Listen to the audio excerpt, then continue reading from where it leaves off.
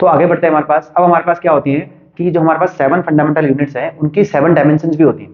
Dimension means कि उनको हम क्या कर रहे हैं, एक तरीके से हम उनको रिप्रेजेंट करने का तरीका बता रहे हैं आपको, ठीक है ना। तो क्या करते हैं अब हम इसको बनाते किस तरीके से, किसी भी अगर आपको डायमेंशन को लिखना है तो कैसे लिखते हैं आप यहाँ पे, एक तो आपको ब्रैकेट यूज करना है इस तरीके का, यहाँ पे क्लोज ब्रैकेट, क्लियर है इतना, बिग ब्रैकेट आप यूज करेंगे यहाँ पे। और इसके अंदर आपको यूज करना है किसको, अगर कहीं पे मास होता है तो मास को रिप्रेजेंट करते हैं किससे हम, कैपिटल एम से। अगर हम बात करें लेंथ की तो लेंथ को रिप्रेजेंट करते हैं किससे हम, कैपिटल एल से। और अगर हम टाइम की बात करें तो टाइम को रिप्रेजेंट करते हैं किससे हम, टी से। तो इस तरीके से क्या होता है कि किसी भी हम डायमेंशन को रिप्रेजेंट कर सकते हैं, किसी भी यूनिट को हम रिप्रेजेंट कर सकते हैं एज अ डायमेंशन, क्लियर है इतना। तो फंडामेंटल यूनिट के लिए हमारे पास 7 फंडामेंटल यूनिट होती है और उन्हीं की हमारे पास क्या होती है, 7 डायमेंशन भी होती है हमारे पास, क्लियर है इतना। उन डायमेंशन को बना के करते हैं क्या, आगे हम किसी भी ड्राइव यूनिट के लिए डायमेंशन को बना सकते हैं। एग्जांपल के लिए मतलब इसमें क्वेश्चन किस तरीके से बनते हैं हमारे पास, जैसे हमने बोला आपको कि मुझे किसी ने बोला कि भैया स्पीड की डायमेंशन लिखिए, आप क्या लिखनी है, स्पीड की डायमेंशन। तो करूंगा किस तरीके से, मैं जानता हूं स्पीड का जो फॉर्मूला मेरे पास होता है वो किस तरीके से होता है, वो होता है हमारे पास डिस्टेंस अपॉन टाइम। कितना होता है, डिस्टेंस अपॉन टाइम। एक्चुअल में डिस्टेंस को हम क्या लिखते हैं, डिस्टेंस हमारे पास लेंथ होती है एक तरीके की, तो मैं लिख सकता हूँ यहाँ पे कितना एल लिख सकता हूँ, इसके लिए ध्यान रखेंगे ब्रैकेट में आपको बनाना इस तरीके से। टाइम मेरे पास क्या होता है, टाइम चाहे किसी में वो सेकंड में हो, ठीक है, आवर में हो, कोई दिक्कत नहीं अपने को, यहाँ पे इसे हम रिप्रेजेंट करेंगे किससे, यहाँ पे कैपिटल टी से, ठीक है। यहाँ पे अब देखिए जरा इसको, अब मेरे पास ये क्या है, एल अपॉन टी, टी की पावर कितनी है यहाँ पे 1। अगर मैं टी को ऊपर लेके जाऊंगा यहाँ पे तो पावर क्या हो जाएगी इसकी, टी की पावर -1। तो कितना बनना चाहिए मेरे पास, ये बनेगा मेरे पास एल टी की पावर -1। तो इस तरीके से हम क्या कर सकते हैं, स्पीड को उसके डायमेंशन में रिप्रेजेंट कर सकते हैं, किस फॉर्म में, एल इंटू टी की पावर -1। अच्छा एक और देखें, अगर हम बात करें यहाँ पे फोर्स की बात कर लेते हैं, तो फोर्स हमारे पास क्या होता है, मास इंटू एक्सीलरेशन। अगर आपको इसकी यूनिट पता होगी यहाँ पे तो क्या निकाला था हमने यहाँ पे, कि मास किसमें होता है हमारे पास, केजी में होता है, और एक्सीलरेशन किसमें होता है हमारे पास यहाँ पे, मीटर पर सेकंड स्क्वायर में, क्लियर यहाँ पे इतना। अच्छा केजी एक तरीके का मेरे पास मास है, और मास को रिप्रेजेंट करते हैं कितने यहाँ पे, कैपिटल एम से रिप्रेजेंट करेंगे, तो ये कितना आएगा मेरे पास, एम आ जाएगा, ठीक है। ये भी क्या है मेरे पास यहाँ पे, ये मेरे पास मीटर का है, मीटर मतलब लेंथ है हमारे पास यहाँ पे, तो लेंथ को रिप्रेजेंट करते हैं किससे हम, एल से रिप्रेजेंट करते हैं, ठीक है। अपॉन में मेरे पास यहाँ पे क्या सेकंड का स्क्वायर है, और सेकंड का एक तरीके का टाइम है हमारे पास, और टाइम को रिप्रेजेंट करते हैं किससे यहाँ पे, टी से, और ये बनेगा टी का स्क्वायर बन जाएगा यहाँ पे। अगर मैं इस टी के स्क्वायर को ऊपर लेके जाऊं तो क्या बनना चाहिए मेरे पास, ये बन जाएगा मेरे पास एम एल टी की पावर -2। तो इस तरीके से क्या कर सकते हैं यहाँ पे, हम फोर्स को रिप्रेजेंट कर सकते हैं एज अ डायमेंशन। क्या बनेगी इसकी डायमेंशन हमारे पास यहाँ पे, एम एल टी -2। आ रहा है समझ में यहाँ पे इतना, ठीक है। तो हम कुल मिलाकर कह सकते हैं कि किसी भी ड्राइव यूनिट को अगर हम उसकी डायमेंशन में रिप्रेजेंट करते हैं तो किस तरह से कर सकते हैं, वहां पे जो मास होगा उसको रिप्रेजेंट करना है आपने कैपिटल एम से, लेंथ को रिप्रेजेंट करना है आपने किससे, कैपिटल एल से, और टाइम को रिप्रेजेंट करना है किससे, कैपिटल टी से। आ रहा है समझ यहाँ पे इतना। तो अगर हम बोले कि इसमें क्वेश्चन क्या है, बहुत इंपॉर्टेंट क्वेश्चन बनते हैं यहाँ पे, कई बार आपके जैसे जेडबल नीट में भी क्वेश्चन आते हैं इस तरीके से, और बोर्ड एग्जाम के लिए बहुत इंपॉर्टेंट है हमारे पास, कि हमारे पास क्या होता है कि आपको किसी भी यूनिट का नाम दे देंगे, क्वांटिटी का नाम दे देंगे, और पूछते भैया इसके लिए डायमेंशन फॉर्मूला लिखना है आपको यहाँ पे। तो डायमेंशन फॉर्मूला किस तरीके से लिखते हैं यहाँ पे, इसके लिए इस तरीके से लिखना है आपको तीनों को रिप्रेजेंट करना है, मास को रिप्रेजेंट करेंगे एम से, लेंथ को करेंगे एल से, और टाइम करने वाले हैं टी से, क्लियर है, ठीक है जी। तो आगे बढ़ते हैं हमारे पास। अभी तक हमने ये समझा कि यूनिट्स क्या होती हैं, डायमेंशंस क्या होती हैं, उनका मेजरमेंट किस तरीके से करते हैं हम यहाँ पे, लेकिन हमने अब इसका एप्लीकेशन है कहाँ हमारे पास, तो हम बात करने वाले हैं किसके बारे में, एप्लीकेशन ऑफ डायमेंशन के बारे में, एप्लीकेशन ऑफ डायमेंशंस, ठीक है ना। तो अगर इसमें बात करें कि मतलब हम कहाँ कहाँ पे इसको यूज कर सकते हैं डायमेंशंस को, उनमें से पहला हमारे पास क्या है, टू चेक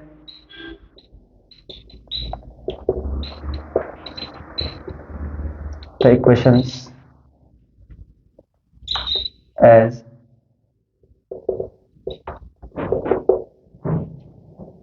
dimensionally correct। यानी कि हम बात करेंगे पहले यहाँ पे कि क्या हमारे पास जो इक्वेशंस हमारे पास हमें दी रहती है फिजिक्स में, हमारे पास इक्वेशंस होती हैं, क्या वो इक्वेशंस हमारे पास डायमेंशनली करेक्ट होती है कि नहीं होती है। दैट मींस अगर हम बात करें यहाँ पे, जैसे मैं आपको इक्वेशन बोलूं कि मेरे पास है, लेट्स से हमने बोला 1/2 mv² इज इक्वल टू है हमारे पास mgh। ये हमारे पास इक्वेशन क्या है, 1/2 mv² क्या होता है हमारे लिए, ये होती है काइनेटिक एनर्जी, क्या होती है काइनेटिक एनर्जी, और mgh क्या होता है हमारे पास, ये होती है हमारे लिए पोटेंशियल एनर्जी। तो हमको ये प्रूव करना है, देखो हम ये जानते हैं कि फिजिक्स में क्या हर जगह पे दोनों एनर्जी इक्वल हो सकती है, किसी किसी पॉइंट में इक्वल होती है, लेकिन हर जगह पे इक्वल नहीं होती है। काइनेटिक एनर्जी हर जगह पे पोटेंशियल एनर्जी के इक्वल नहीं होती है। लेकिन हम बात कर रहे हैं फिजिक्स की बात नहीं कर रहे हैं, यहाँ पे हम बात कर रहे हैं कि क्या ये इक्वेशंस डायमेंशनली करेक्ट है या नहीं है। दैट मींस कि हमको ये प्रूफ करना है कि क्या इस साइड की डायमेंशन क्या वो बराबर है इस साइड की डायमेंशन के बराबर। चेक करेंगे हमारे पास, पहले अगर हम बात करें यहाँ पे लेफ्ट हैंड साइड की, तो हमारे पास क्या है, ये है 1/2 mv²। तो अगर हम इसकी क्या डायमेंशन निकालें तो किस तरह से निकाल सकते हैं, यहाँ पे हमको डायमेंशन निकालें तो क्या बनेगी, देखो 1/2 कांस्टेंट नंबर है, कोई डायमेंशन नहीं होती इसकी। यहाँ पे m की डायमेंशन क्या होती है, मास की m हो जाती है कैपिटल M। v की क्या होती है बेटा, अभी निकाली थी हमने, ये होती है LT-1। कितनी होती है, LT-1। मल्टीप्लाई करो तो कितना बनेगा मेरे पास, ये बनना चाहिए MLT-1। बन जाएगा इतना। ये तो हमारे पास क्या हो गया, हमारे पास लेफ्ट हैंड साइड के लिए हो गया। अगर हम इसी को चेक करें फर्दर किसके लिए, राइट हैंड साइड के लिए, तो वहां पे हमारे पास क्या है, ये होना चाहिए mgh। कितना है, mgh। अब देखेंगे यहाँ पे, तो m हमारे पास क्या होता है, मास होता है। मास के लिए हम क्या लिखते हैं, m लिखते हैं। g हमारे पास क्या है, एक्सीलरेशन ड्यू टू ग्रेविटी, इसके लिए हम क्या लिखते हैं यहाँ पे lt-2। और h हमारे पास क्या होती है, एक तरीके की लेंथ, तो क्या लिखेंगे यहाँ पे l लिख देंगे इसके लिए। यहाँ पे कोई दिक्कत है यहाँ पे, ठीक है ना। अच्छा एक चीज और ध्यान देंगे, यहाँ पे mlt स्क्वायर है, कितना यहाँ पे v का स्क्वायर है ना हमारे पास, v की कितनी होती है हमारे पास वेलोसिटी की, lt-1, इसका स्क्वायर कर देंगे यहाँ पे, तो कितना बनेगा मेरे पास, ये बनेगा ml2t-2। कितना बनेगा, ml2t-2। ऐसे अगर यहाँ पे बात करें तो देखिए जरा यहाँ पे l इंटू l कितना हो जाएगा, l स्क्वायर, तो क्या बनना चाहिए मेरे पास, ये बन जाएगा ml स्क्वायर t-2। तो इस तरह से हम देख सकते हैं यहाँ पे कि हमारे पास जो LHS वाली जो डायमेंशन है वो बराबर है किसके, RHS के बराबर है यहाँ पे। तो इस तरीके से अगर आप कोई भी इक्वेशन हमारे पास कैसी होती है, हम बोल सकते हैं मतलब किसी इक्वेशन को अगर हम डायमेंशनली प्रूफ कर देते हैं कि ये डायमेंशनली कैसे हमारे पास इक्वल है। अच्छा ऐसा नेसेसरी भी नहीं है कि कोई इक्वेशन अगर डायमेंशनली हमारे पास कैसी होती है, करेक्ट होती है, तो क्या वो फिजिकली भी करेक्ट हो, यानी कि फिजिक्स में भी वो करेक्ट हो या ना हो, ठीक है ना। ऐसे हमने यहाँ पे देखा कि हमारे पास जो ये क्वेश्चन बनी है हमारे पास, ये डायमेंशनली इक्वल है, बराबर है, करेक्ट है बिल्कुल। लेकिन अगर बात करें कि क्या ये फिजिक्स में या फिर फिजिक्स के हर एक पॉइंट में क्या ये सही हो सकती है इक्वेशन, तो नहीं, ठीक है ना। लेकिन अगर कोई इक्वेशन फिजिक्स में करेक्ट है, दैट मींस अगर आपने कहीं पढ़ा है कि हमने से एक क्वेश्चन ली थी यहाँ पे, कौन सी, हम इक्वेशन ऑफ मोशन ले लें, ये होती है हमारे पास s इक्वल टू कितना, ut plus half at square. ये क्या है भैया, इक्वेशन ऑफ मोशन हमने पढ़ी यहाँ पे, ये हमारे पास फिजिक्स में करेक्ट होती है बिल्कुल हर पॉइंट में।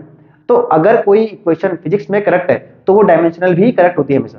लेकिन अगर कोई इक्वेशन डायमेंशनली करेक्ट है यहाँ पे, तो भैया ये डिपेंड नहीं करता कि क्या वो फिजिकली करेक्ट है या नहीं, क्लियर ना पे इतना। तो किसी भी इक्वेशन के डायमेंशनली अगर उसको चेक करना है यहाँ पे, तो उसको चेक करने के लिए काम आते हैं कौन, हमारे पास डायमेंशन, ठीक है। एक और क्वेश्चन और करते हैं, जैसे हम इस वाले को प्रूफ करेंगे यहाँ पे, कौन सी वाली को, s equal to ut plus half at square को, क्या ये ग्रामेटिकली या सॉरी डायमेंशनली करेक्ट है या नहीं, उसके बारे में बात करेंगे, ठीक है। चलिए बात करते हैं हमारे पास क्वेश्चन किसकी, s equal to ut plus half at square. आपको इसको प्रूफ करना होता है, क्वेश्चन आता है इस तरीके से कि आपको भैया इसको क्या करना होता है कि आपको डायमेंशनली चेक करना पड़ता है कि क्या इक्वेशन डायमेंशनली करेक्ट है या नहीं, ठीक है ना। तो कैसे करेंगे यहाँ पे, पहले हमारे पास क्या है, हमारे पास लेफ्ट हैंड साइड हमारे पास है, वो हमारे पास क्या है s क्या होता है हमारे पास, डिस्प्लेसमेंट होता है। क्या लिखते हैं बेटा इसके लिए, डिस्प्लेसमेंट के लिए यहाँ पे हम लिख सकते हैं किसके लिए, यहाँ पे l लिख सकते हैं। यहाँ पे डिस्प्लेसमेंट क्या होता है हमेशा, लेंथ होती है एक तरीके की, ठीक है ना। अच्छा ध्यान रखेंगे, सीबीएसई हमारे पास रूल इस तरीके से कहता है कि आपको जब भी डायमेंशन को लिखना है तो आपको mlt की फॉर्म में लिखना है। अब यहाँ पे तो mlt हमारे पास है ना, l हमारे पास अवेलेबल है यहाँ पे, लेकिन mot नहीं है हमारे पास। तो क्या करेंगे उसको, अगर मैं इसको ऐसे लिखूं m की पावर 0 l और t की पावर 0, तो क्या है, सही है, बिल्कुल बिल्कुल सही है। हम जानते हैं किसी भी नंबर की जो पावर 0 होती है उसकी वैल्यू कितनी होती है, 1 होती है, तो ये इसको कोई इंटरफेयर करेगा नहीं यहाँ पे, क्लियर यहाँ पे इतना। तो हमने l को लिख लिया यहाँ पे कितना, m0 l t0, ठीक है ना। ऐसे अगर हम बात करें यहाँ पे हमारे पास क्या है, राइट हैंड साइड में हमारे पास वैल्यू कितनी है, ये हमारे पास ut plus half at square, दिख रहा है यहाँ पे इतना, ठीक है। अच्छा देखिए जरा, u क्या हमारे पास वेलोसिटी है, क्या बनती है इसके बेटा, डायमेंशन lt-1, t हमारे पास टाइम हो गया, इसका कितना बनेगा, t बनेगा, प्लस 1/2, तो बेटा कैसा है, कांस्टेंट नंबर है, लिखने की जरूरत नहीं आपको इसके यहाँ पे। a मेरे पास क्या है, एक्सीलरेशन है हमारे पास, तो इसका क्या होता है हमारे पास lt-2। t मेरे पास क्या है, m है यहाँ पे, तो क्या लिखेंगे इसको, कैपिटल T का स्क्वायर। इतना क्लियर है, आसान है बिल्कुल, है ना। हमने u के लिए लिखा है यहाँ पे कितना, lt-1, t के लिए लिखा है हमने टाइम, a के लिए लिखा है हमने कितना यहाँ पे lt-2 और t के लिए लिखा है t का स्क्वायर, ठीक है। यहाँ पे इतना मल्टीप्लाई करेंगे इससे, देखो ये मेरे पास t की पावर कितनी है, -1, ये कितनी है, +1, दोनों कैंसिल आउट हो जाएंगे अपना आप ही, तो कितना बचना चाहिए मेरे पास यहाँ पे, l बचेगा सिंपली। यहाँ पे देखिए ये कितना है, t की पावर -2, ये कितना है, t की पावर +2, दोनों कैंसिल आउट हो जाएंगे अपना आप ही, तो यहाँ पे कितना बचेगा मेरे पास, l बचेगा। अब देखिए कि अगर हम कभी भी किसी लेंथ में हम लेंथ को ऐड करें तो आपको मिलेगा कैसे, लेंथ ही मिलने वाली, जाहिर सी बात है। अगर मैं किसी में मास को ऐड करूं तो आपको मास ही मिलेगा। मैंने 1 केजी में 1 केजी और मिला दिया कुछ, तो आपको 2 केजी मिलने वाला है यहाँ पे, क्लियर यहाँ पे इतना, लेकिन मिलेगा केजी आपको यहाँ पे। तो इस तरीके से क्या होता है, जब भी आप दो किसी यूनिट को ऐड करते हैं तो आपको सेम यूनिट मिलती है हमेशा। तो l प्लस l कितना मिलने वाला है आपको यहाँ पे, l ही मिलने वाला है। दैट मीन्स यहाँ पे अगर l को मैं लिखूं mlt की फॉर्म में, तो क्या लिखूंगा इसको यहाँ पे, ये बनने वाला है m0 l और t0। तो हम यहाँ पे देख सकते हैं, साथ साथ में हमने देखा था कि ये क्वेश्चन हमारे क्या होती है, फिजिक्स में बिल्कुल करेक्ट होती है, s इक्वल टू कितना होता है, ut plus half at square. और हम यहाँ पे देख पा रहे हैं कि हमारे पास लेफ्ट हैंड साइड का जो डायमेंशन है वो इक्वल है किसके, राइट हैंड साइड के डायमेंशन के। तो ऐसे में क्या होता है कि आप लोग प्रूफ कर सकते हैं कि क्या कोई इक्वेशन डायमेंशनली करेक्ट है या नहीं है। तो एक तरीके से ये इसका एप्लीकेशन हो गया यहाँ पे, ठीक है ना। इसको यहाँ पे अगर कोई कंफ्यूजन है आपको यहाँ पे कि l प्लस l करके l कैसा आया, दैट मीन्स अगर आप किसी भी लेंथ में आप लेंथ को ऐड करेंगे तो क्या मिलने वाला आपको यहाँ पे, लेंथ ही मिलेगा हमेशा, ठीक है इतना। चलिए इसको नोट कर लीजिए, आगे बढ़ते हैं। हमारे पास इसमें एक हमारे पास इंपॉर्टेंट प्रिंसिपल हमारे पास है यहाँ पे, इसे बोलते हैं हम principle of homogeneity. That means ये प्रिंसिपल ऐसा कहता है कि यहाँ पे कि किसी भी इक्वेशन में लिख देते हैं इसमें यहाँ पे, in an equation each term must be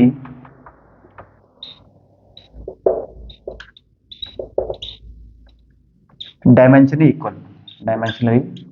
that means कि हम क्या कह रहे हैं कि किसी भी इक्वेशन में जो इक्वेशन के हर एक टर्म है उन सभी को डायमेंशनली इक्वल होना पड़ेगा, इक्वल होना ही पड़ेगा, मस्ट है। जैसे एग्जांपल की बात करें यहाँ पे कि हमने बोला कि मान लो मेरे पास कोई इक्वेशन है, लेट से हमने बोला x plus A Y is equal to हमारे पास आ रहा है माइनस का सी और प्लस का डी।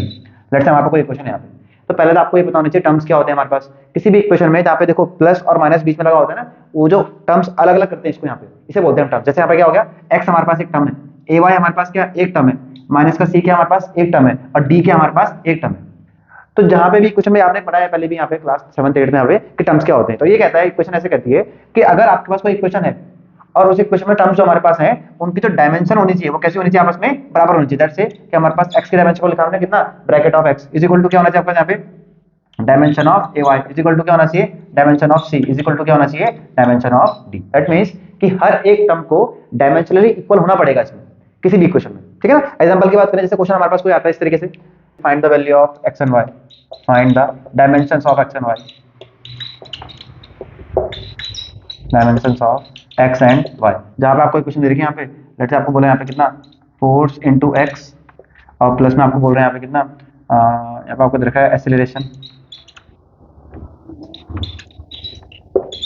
इज इक्वल टू हमारे पास बोल दिया किसी ने यहाँ पे कि प्रेशर अपॉन y। इस तरह से आपको क्वेश्चन दे रखी है यहाँ पे, ठीक है ना। और आपको बोल रहे हैं कि भाई यहाँ पे आपको x और y की वैल्यू निकालनी है, निकाल लेते हैं, ठीक है। हम जानते हैं कि हमारा जो होमोजेनिटी कहती है यहाँ पे प्रिंसिपल कहता है, ये कहता है कि हर एक टर्म की जो डायमेंशन कैसे होंगी, आपस में बराबर होती है। तो मैं कह सकता हूँ यहाँ पे कि भैया मेरे पास जो फोर्स और इंटू एक्स का डायमेंशन है ये इक्वल होना चाहिए किसके, यहाँ पे डायमेंशन ऑफ एक्सीलरेशन होना चाहिए। यहाँ पे फोर्स की डायमेंशन क्या होती है हमारे पास, ये होती है M L T minus two into X का मुझे निकालना है, एक्स को मैंने एक्स मान लिया फिलहाल के लिए, ठीक है, इज इक्वल टू एक्सेलरेशन कितना होता है मेरे पास यहाँ पे एल टी माइनस टू, तो उसको लिख लिया हमने यहाँ पे एल टी माइनस टू। देखो जरा यहाँ पे ये एल टी माइनस टू ये L T minus to cut जाएंगे आपस में, कितना बचेगा यहाँ पे एम बचेगा यहाँ पे, तो मैं इसको एम को उठा के यहाँ भेजूँ तो कितना बनेगा मेरे पास, dimension of x is equal to कितना होगा 1 अपॉन एम हो जाएगा। यहाँ पे एम को उठा के ऊपर भेज देते हैं तो कितना बनना चाहिए मेरे पास, एक्स इज इक्वल टू बनेगा M minus one L zero T zero.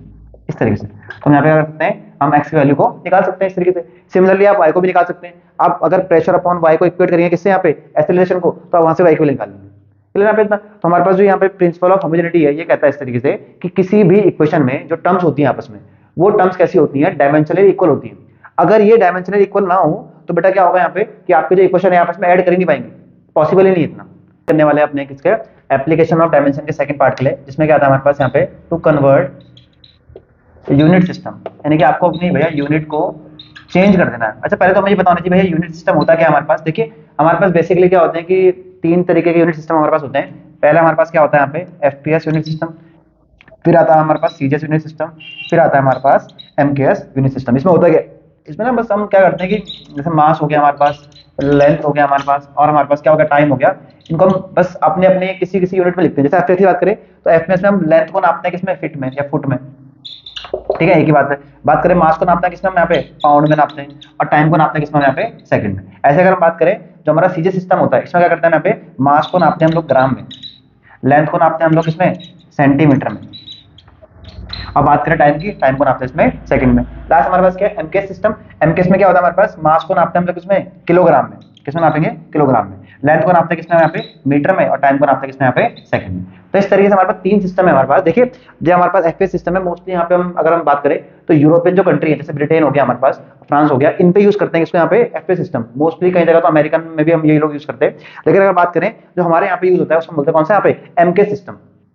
ऐसी एक सिस्टम हमारे पास होता है जिसका नाम है एसआई सिस्टम, सिस्टम इंटरनेशनल। क्या नाम है इसका, सिस्टम इंटरनेशनल, यानी कि ऐसा सिस्टम तो पूरे वर्ल्ड वाइड अगर हम चलाए तो वहां काम आ जाएगा हमारे। जैसे कि बात करें कि अगर इसमें दिक्कत क्या है, देखो अब किसी जगह तो आप लोग नाप रहे हैं किसमें, यहाँ पे एफपीएस में नाप रहे हैं, कहीं आप ना रहे सीजीएस में नाप रहे हैं, कहीं आप नाप रहे हैं किसमें एमकेएस में नाप रहे हैं। तो दिक्कत इस तरीके से आई, मान लो कि अगर कोई साइंटिस्ट इंडिया का है और कोई साइंटिस्ट कहाँ का है, अमेरिका का बात करिए, यूरोप की बात कर लेते हैं। तो यहाँ पे अगर हम बात करें कि जब यहाँ का साइंटिस्ट अपने रिपोर्ट वहाँ भेजे, अगर कोई रिसर्च अगर वो साझा करना चाहे, मतलब आपस में इंटरचेंज करना पाए, तो वहाँ पे दिक्कत क्या है कि जब इन लोगों ने रिसर्च करी है तो वहाँ पे उन लोगों ने क्या यहाँ पे सीजीएस में लिख रखे यूनिट्स, यहाँ पे वो लोग लिख रहे हैं इसमें यहाँ पे एफपीएस में। तो बड़ा कॉन्ट्रोवर्सी आ गई बीच में, यार कौन सी यूनिट सही है कौन सी नहीं है। तो उसको ओवरकम करने के लिए हमने क्या करा, यहाँ पे ऐसा सिस्टम बनाया जिसमें अगर हम लोगों ने यहाँ पे पूरी तरीके से एमकेएस को इन्वॉल्व करते हैं यहाँ पे। यानी क्या होता है, ऐसा सिस्टम भी मास को नापते हैं किसमें, केजी में, लेंथ को नापेंगे मीटर में, और टाइम को नापेंगे सेकंड में। यानी कि कुल तरीके से एक तरीके से कह सकते हैं कि भैया एमकेएस सिस्टम को ही अपना लिया गया इसमें यहाँ पे एसआई सिस्टम में, सिस्टम इंटरनेशनल। क्लियर यहाँ पे इतना। आज के टाइम पे आप लोग पढ़ेंगे यहाँ पे तो आपसे क्वेश्चन आता है what is the SI unit of फलाना, यानी ऐसा यूनिट ऑफ फोर्स आपसे कह देंगे यहाँ पे, ऐसा यूनिट ऑफ एक्सीलरेशन आपसे पूछते हैं, तो ऐसा यूनिट क्या आपके यहाँ पे जो एमके सिस्टम है उसी की बात करने वाले हैं यहाँ पे। क्लियर यहाँ पे इतना। तो तीन सिस्टम हमारे पास होते हैं यहाँ पे। देखिए मोस्टली हम क्या करने वाले हैं, हम पढ़ने वाले हैं सीजीएस को कन्वर्ट करना पड़ेगा किसमें, यहाँ पे एमकेएस में, और एमकेएस को कन्वर्ट करेंगे यहाँ पे सीजीएस में। तो जहाँ पे क्या करते हैं आप लोग यहाँ पे इन दोनों को आपस में कन्वर्जन की बात करेंगे, तो वहाँ पे क्या आता है हमारे पास डायमेंशन फॉर्मूले काम आते हैं हमारे पास, ठीक है ना। तो किस तरीके से करने वाले हैं उसके बारे में बात करेंगे, इसको आप नोट कर सकते हैं, क्वेश्चन करके ट्राई करते हैं कि भैया किस तरीके से आप अपने यूनिट सिस्टम को कन्वर्ट कर सकते हैं, ठीक है ना। तो पहला क्वेश्चन हमारे पास यहाँ पे है कि आपको कन्वर्ट करना है, to convert 10 newton into dyne. Dyne क्या होता है बेटा, न्यूटन की सीजीएस फॉर्म होती है, क्या होती है, सीजीएस फॉर्म होती है, ठीक है। कैसे कन्वर्ट करेंगे यहाँ पे इसको देखो। इसके लिए करना क्या आपको, पहले यहाँ पे पहले आपको फोर्स का पता होना चाहिए भैया। फोर्स के हमारे पास जो क्या है डायमेंशन क्या होती है हमारे पास, अब तक याद हो चुके हैं आपको, कितना हो जाता है ml/t-2, कितनी होती है ml/t-2, ठीक है ना। अब कन्वर्जन करने के लिए करना आपको डायमेंशन का यूज करना है यहाँ पे। तो किस तरीके से करेंगे यहाँ पे, इसके लिए फॉर्मुला हमारे पास है बेटा, ये फॉर्मुला क्या है, n2 = n1 m1 m2 की पावर x, ऐसे यहाँ पे L1 अपॉन L2 की पावर y, और इंटू T1 अपॉन T2 की पावर z। अब यहाँ पे ये m1 m2 क्या है हमारे पास, L1 L2 क्या है, T1 T2 क्या है, x y z क्या है हमारे पास। यहाँ पे ध्यान रखेंगे ये जो x y z होती है हमारे पास, ये जो आपको डायमेंशन दी होती है उसकी पावर्स होती है, क्या होती है यहाँ पे, इसकी पावर होती है। तो कंपेयर करोगे यहाँ पे तो कितना मिलेगा आपको, x = आपको 1 मिल जाएगा, y = 1 मिल जाएगा, और z = आपको मिल जाएगा कितना, -2, कितना मिल जाएगा, -2। दैट मींस यहाँ तो आपकी पावर है, फॉर्मूला एक तरीके से आपको यूनिट को कन्वर्जन करने में काम आता है। क्लियर। यहाँ पे जो x y z होते हैं ये क्या होते हैं, जो आपको गिवन क्वांटिटी दी रहती है उसकी जो डायमेंशंस होती हैं उसकी पावर है हमारे पास। दैट मींस x की पावर कितनी जाएगी यहाँ पे 1, y की पावर कितनी जाएगी यहाँ पे 1, और z की पावर कितनी जाएगी यहाँ पे -2। दैट मींस इनकी वैल्यूज है हमारे पास, x की वैल्यू 1 है, y की वैल्यू 1 है, और z की वैल्यू कितनी हमारे पास यहाँ पे -2 है। दैट मींस ठीक है, आगे बात करते हैं। ये मेरे पास m1 L1 T1 क्या है हमारे पास, जिस सिस्टम से आपको कन्वर्ट करना है। दैट मींस ये न्यूटन क्या है मेरे पास यहाँ पे, एसआई सिस्टम है या फिर एमके सिस्टम है हमारे पास। यहाँ पे आपको एमके से जाना है कहाँ पे, सीजीएस में जाना है आपको यहाँ पे। तो जो जहाँ पे आप हैं इस समय यहाँ पे, यानी कि आपको जो गिवन दे रखा है, तो गिवन जो आपके पास होती है डायमेंशंस वो यहाँ पे आएंगी। कौन सी वाली आने वाली है, एमकेएस वाली आने वाली है यहाँ पे, किसमें, एम एल और टी में। दैट मींस मास की जगह कितना रखना है आपको, किलोग्राम में नापना है, लेंथ को नापना है किसमें, मीटर में, और टाइम को नापना है किसमें, सेकंड में। ये m2 L2 T2 क्या है हमारे पास यहाँ पे, जिस सिस्टम में आपको उसको कन्वर्ट करना है उसकी बात करेंगे यहाँ पे। तो सिस्टम किसमें कन्वर्ट करना है आपको, यहाँ पे सीजीएस में कन्वर्ट करना है। तो यहाँ पे m1 क्या आएगा मेरे पास, m2 कितना होना चाहिए, किसमें, ग्राम में, l कितना होना चाहिए मेरे पे यहाँ पे, सेंटीमीटर में, और टाइम किसमें होना चाहिए मेरे पे यहाँ पे, सेकंड में। क्लियर यहाँ पे इतना। तो m1 L1 T1 जिसको कन्वर्ट कर रहे हैं उसकी डायमेंशन, m2 L2 T2 जिसमें कन्वर्ट करना है उसकी डायमेंशन।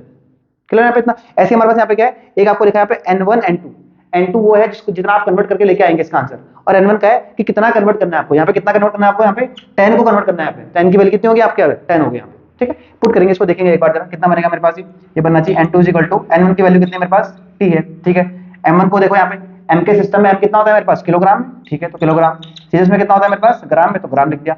x की पावर कितनी है यहाँ पे, x की वैल्यू कितनी है मेरे पास 1, इतना मिल जाएगा हमको यहाँ पे। ठीक है, लेंथ m केस में कितना होता है, लेंथ किसमें होती है बेटा, मीटर में होती है, और सीजीएस में कितना होता है, सेंटीमीटर में, और पावर कितनी आएगी इसकी, 1 आ जाएगी।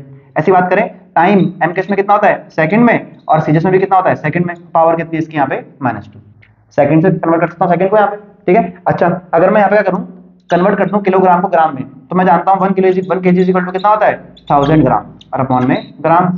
ऐसे यहाँ पे देखो 1 मीटर कितना होता है, 100 सेंटीमीटर, और अपॉन में सेंटीमीटर, और ये तो कट गया पूरा अपना भी। ठीक है ना। अच्छा देखिए जरा, अच्छा ग्राम से ग्राम कट जाएगा, सेंटीमीटर से कट जाएगा सेंटीमीटर, तो कितना बचेगा मेरे पास, ये 10 इंटू ये आएगा मेरे पास 1000, और ये आएगा मेरे पास 100।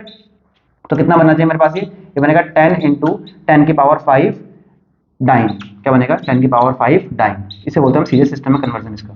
ठीक है, तो n2 की वैल्यू कितनी मिली आपको यहाँ पे, हम कह सकते हैं कि मेरे पास जो 10 न्यूटन होता है वो किसके बराबर होता है हमारे पास, यहाँ पे 10 इंटू 10 की पावर 5 डाइन के बराबर।